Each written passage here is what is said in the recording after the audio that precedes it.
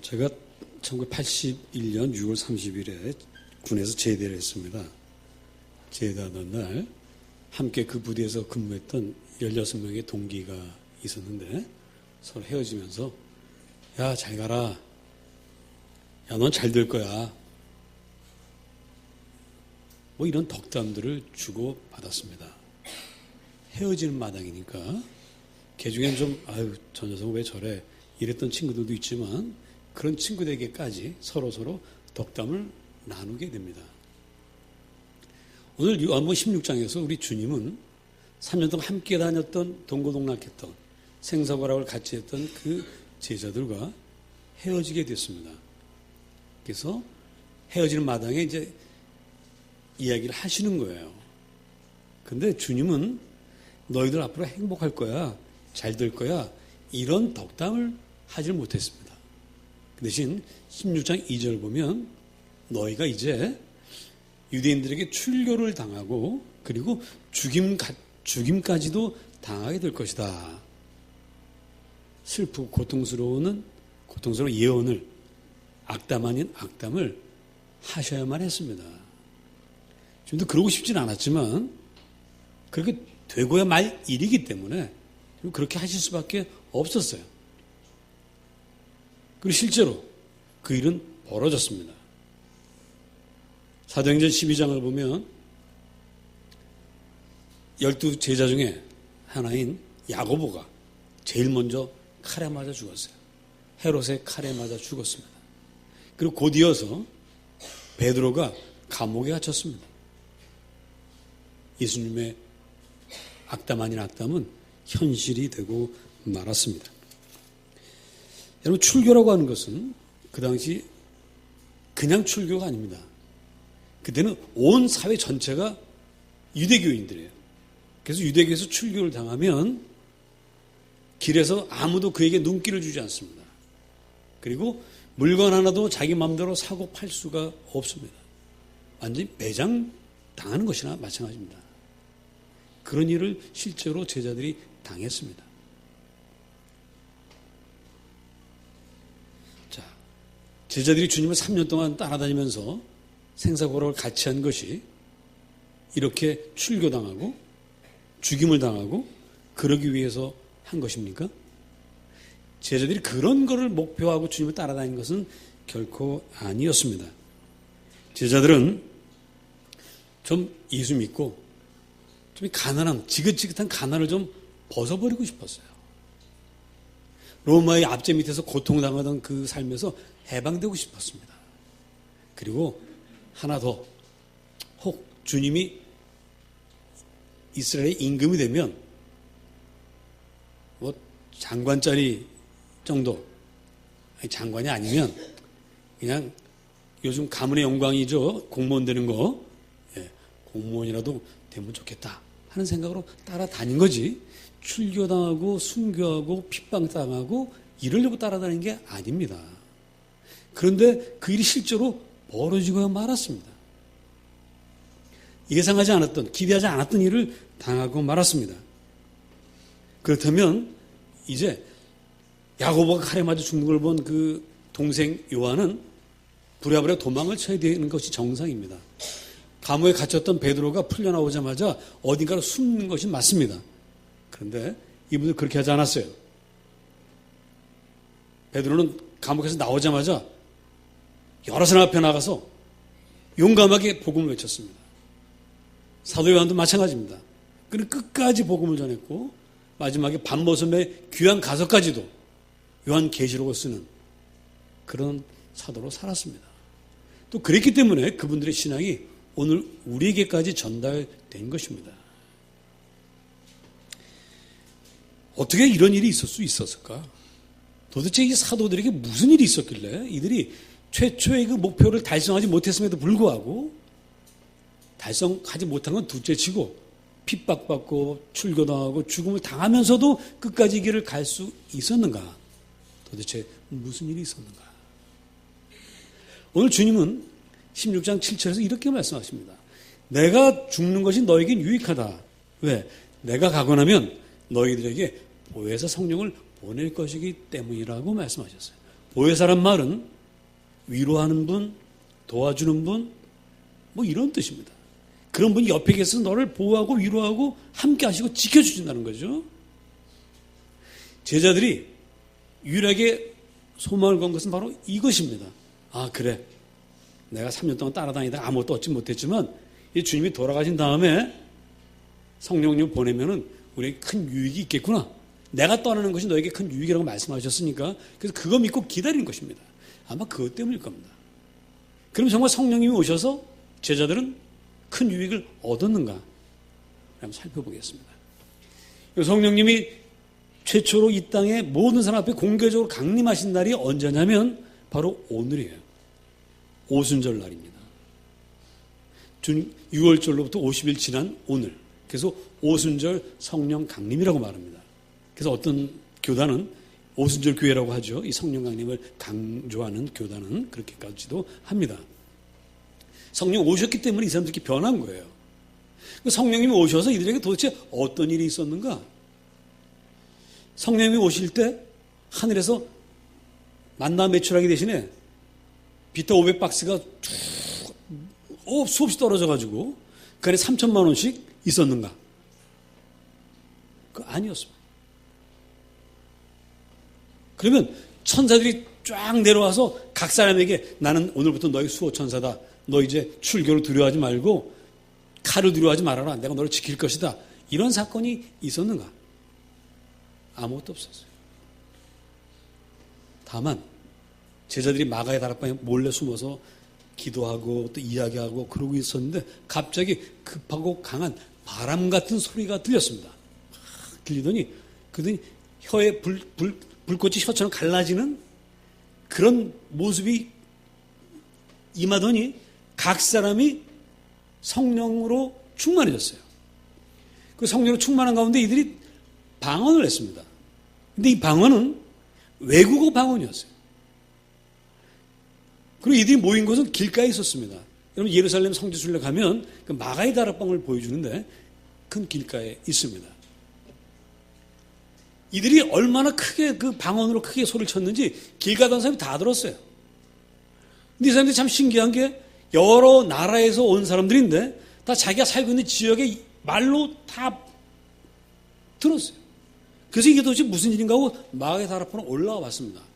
올라와 봤더니 더 놀라운 게 거기 앉아있는 사람들의 행색을 보니까 다 좀 배우지 못한 사람들이에요.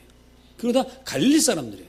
갈릴리는 유대인들 중에서도 가장 천하게 취급받는 지역 사람들인데 그 사람들이 유창하게 외국어를 말하는 것입니다. 마치 여러분들이 이 자리에서 각 나라 말로 이야기하시는 것 똑같습니다. 어떤 사람은 한국어로, 어떤 사람은 조선말로, 어떤 사람은 국어로, 그 어떤 사람은 일본어로, 중국어로, 영어로, 독일어로 막 이게. 이때 놀란 사람은 거기 올라온 사람들도 놀랐지만 제자들도 놀랐습니다. 왜? 자기가 한 번도 외국어를 배워본 적이 없는데 그 자기도 모르게 유치하게 막 말을 하고 있는 거예요. 그런데 이것이 사실은 놀라운 일이 아니라 더 놀라운 일이 있습니다. 이분들이 제자들이 무슨 말을 했냐면 사도행전 2장을 보면 따라하십니다. 하나님의 큰 일, 하나님의 큰 일을 말했어요. 그 하나님의 큰 일을 말하면서 이 제자들이 바뀌었습니다. 돈, 권세, 평안한 자리를 원했던 그 사람들이 하나님의 큰 일을 말하는 가운데 이게 다 헛된 것이구나. 진짜는 이게 아니었구나라는 것을 깨달았습니다. 그리고 이 큰 일을 듣던 사람들도요. 이분들의 말이 옳은 것 같다 라고 하고요. 또 어떤 사람은 이 사람은 술 취한 거야 이렇게 말하기도 하고 여러 가지 반응을 보이긴 했습니다만은 그 큰 일을 다 들은 건 틀림없어요. 자, 핍박과 죽음의 위협 앞에서도 굴복하지 않은 제자들은 바로 하나님의 큰 일을 말했기 때문입니다. 성령 충만해서 하나님의 큰 일을 선포할 수 있었기 때문입니다. 그러면 도대체 그 내용이 뭐냐? 이게 궁금하죠. 자, 그 내용은 오늘 16장 8절에 있습니다. 다 같이 다시 한번 보겠습니다. 요한복음 16장 8절 말씀. 자, 다 같이 읽어보십니다. 16장 8절 시작.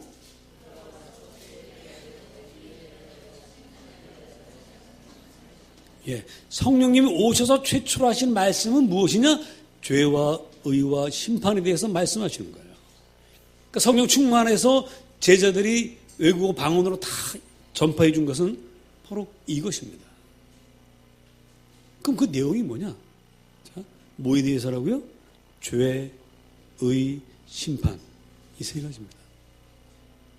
자, 사실 세상 사람들은 죄, 의, 심판에 대해서는 사실 크게 관심이 없습니다. 왜냐하면 죄지지 않고 산다는 거 하는 것은 그냥 살인, 도적질 이 정도만 안 하면 된다고 생각합니다. 살다가 약간의 거짓말은 그건 필요하다라고 생각하는 게 세상 사람들이고요. 부정부패 절대로 하면 안 되지만 상황에 따라서 조금 해도 된다고들 믿죠. 그래서 공직자들이 청문회 걸리면은 속으로들 뭐라고 그러냐면 뭐 어지간히 봐주지. 왜? 자기도 그럴 수 있으니까. 또 자기도 그랬기 때문에 다 대충 넘어가요. 의로운 거? 세상에 의로운 사람이 어디 있어? 다 저기 똥 묻은 개가 견 묻은 개 나무란다고 다 거기서 거기지. 이게 세상 사람들 생각입니다. 심판? 에이, 심판이 어디 있어? 이렇게 살다가 죽으면 그만이지. 이게 세상 사람들의 생각입니다.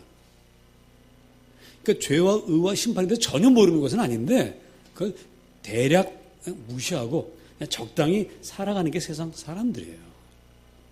그런데 성령님이 오셔서 거기에 대해서 그게 아니다라고 말씀하신다는 겁니다. 먼저 죄에 대해서.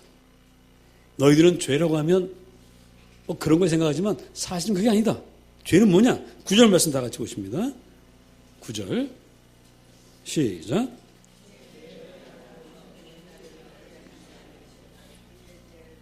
뭐라고요? 나를 믿지 아니함이다. 너희들의 죄라는 것은 나를, 예수 그리스도를, 하나님을 믿지 않는 것이 죄다. 이렇게 말씀하세요. 왜? 하나님을 떠나면 다 각자가 하나님이 돼요. 그 다 자기 멋대로 삽니다. 그 시기와 질투와 경쟁이 끊어지지 않고 그래서 생겨나는 것이 살인이고 미움이고 거짓이고 부정부패가 생기게 된다는 것입니다. 그래서 예수님을 믿어야 너희들이 행복해질 수 있다는 것을 성령님이 깨우치시는 거예요. 또 의에 대하여 하면 뭐냐? 10절 말씀 읽어보십니다. 10절만 시작.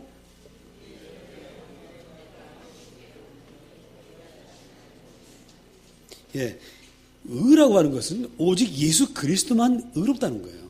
예수님이 가셔버리면 세상에 의는 없다. 따라서 너희들이 나 없이는 의로울 수가 없다는 겁니다. 여러분 예수를 믿음으로 의인이 되는 것이지 윤리적으로 아주 성실하게 바르게 착하게 살아서 의인이 될 수 없다는 겁니다. 왜? 아무리 그렇게 사는 사람도 그 마음속에 죄가 있기 때문에 의로운 사람이 될 수 없다는 거예요. 자, 마지막 심판에 대해서 자 11절 다 같이 읽습니다. 시작.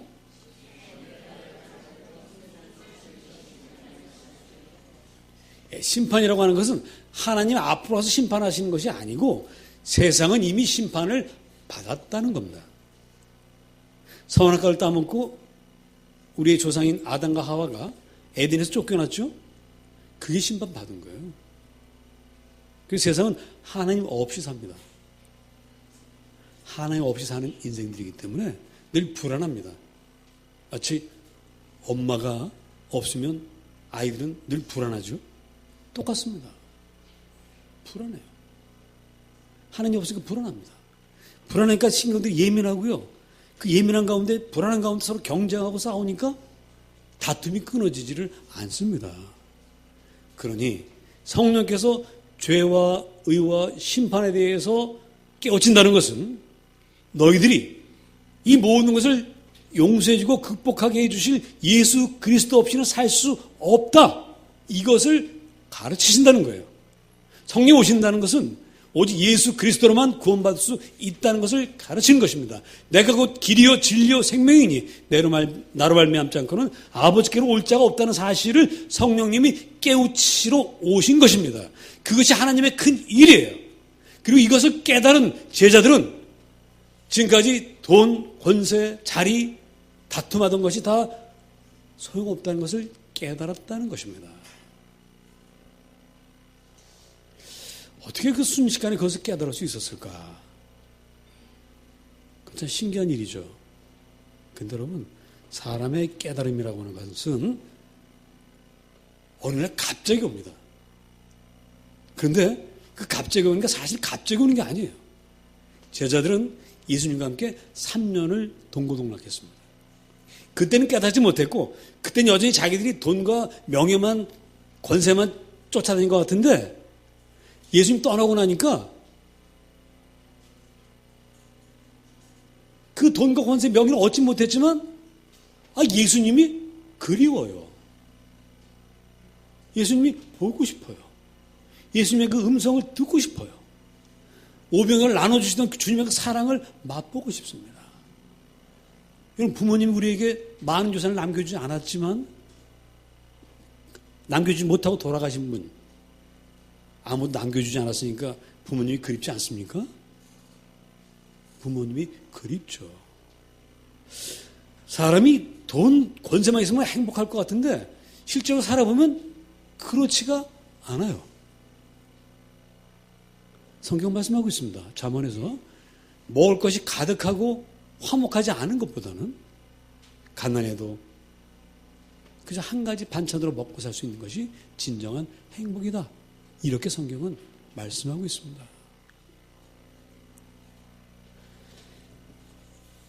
저는 한 15년 전인가? 그때 제가 거의 20년 전이었던 것 같습니다. 그때 저는 그 다마스 800이라고 하는 아주 고급차를 타고 다녔습니다. 이 고급차는 자그마치 800cc 배기량을 자랑하는 그런 차입니다. 한 번은 여름에 휴가를 맞이해서 우리 아이들하고 같이 변산바도를 갔어요. 조그만 차지만 우리 아이들은 너무 행복해요. 엄마 아빠는 같이 가니까. 근데 우리가 그날 거기 가면서 뭘 목표로 갔냐면 변산반도의 낙조가 그렇게 아름답대요. 석양이. 그래서 그걸 보겠다고 막 갔습니다. 근데 가다 보니까 시간이 좀 늦어요. 그래서 다마스 800으로 시속 130, 140km 달렸습니다. 약간씩 흔들흔들하면서 막 달렸어요. 그래서 고속도로를 벗어나서 국도로 막 달리는데 저 앞에서 어떤 아저씨가 이러면서 차를 세우라는 겁니다. 그냥 지나칠까 하다가 후환이 두려워서 섰어요. 창문을 내렸습니다. 경찰 아저씨가 면허증 주세요. 면허증 줬어요. 보면서 왜 이렇게 빨리 달리십니까? 조그만 차로 이렇게 달리다가 사고 나면 어떡하려고 그러세요? 애들도 아직 어린데 이러는 거예요. 그래서 제가 그랬어요. 아저씨 사실은 제가 원래 이렇게 빨리 달리는 사람이 아닌데 변산반도에 그 낙조가 그렇게 아름답다고 해서 그것을 보기 위해서 그렇게 달렸습니다. 그랬어요. 그때 경찰이 갑자기 이러는 거예요. 변산반도 낙조 정말 멋있습니다. 그러더니 해를 딱 보는 거예요. 그 자기 시계를 봐. 그러더니 지금이라도 빨리 가시면 볼 수 있을 것 같습니다. 그러면서 나보고 격려하고 빨리 가래. 온 가족이 사실은 어른이었거든요. 야, 이거 참 휴가 가다가 이 비싼 그 딱지도 내야 되고 이러고 있었는데 글쎄 그분이 빨리 가라는 거예요. 그때 명함만 좀 받아놓을 건데. 그래서 빨리 달려서 변산바도 낙조를 딱 보게 되었습니다. 해는 이미 바닷속으로 들어갔지만 아직 남아있는 그걸 보면서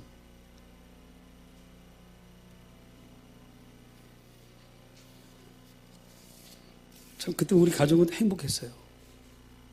다마스 800 조그만 차였지만 고급 승용차도 아니었지만 우리는 참으로 행복했습니다. 여러분, 보혜사 성령님께서 하시는 일이 바로 이것입니다. 하나님의 큰 일이 바로 이것입니다. 너희들은 뭔가를 많이 가져야 행복한 줄 알고 그걸 서로 많이 갖겠다고 싸우고 있는데 아니야. 정말 중요한 건 하나님을 사랑하고 서로 사랑하는 거야. 죄의 심판? 이게 바로 그거야. 라고 성령께서 말씀해 주시는 것입니다.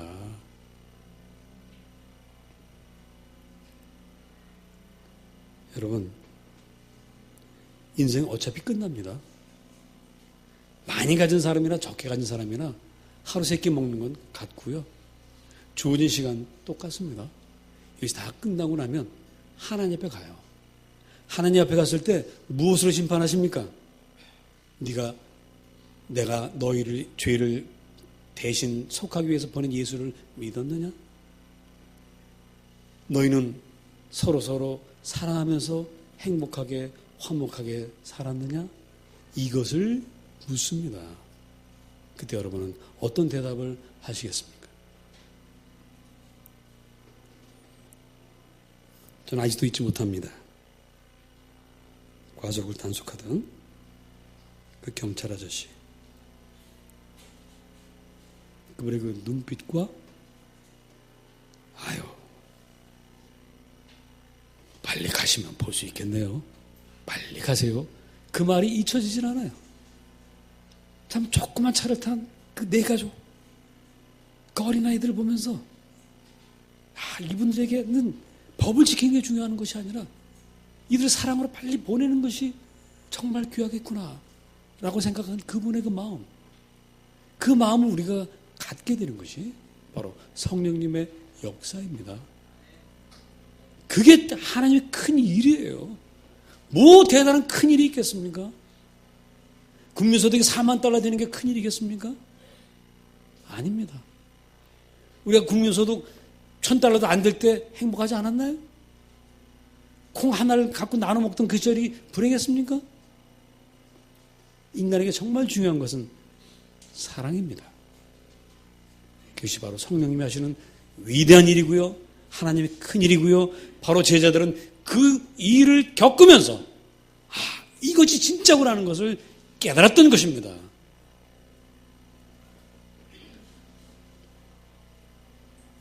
여러분, 성령 충만한 사람, 다른 사람이 아니라 바로 이런 사람입니다.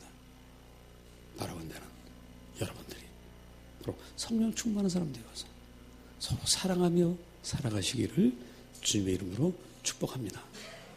기도하겠습니다.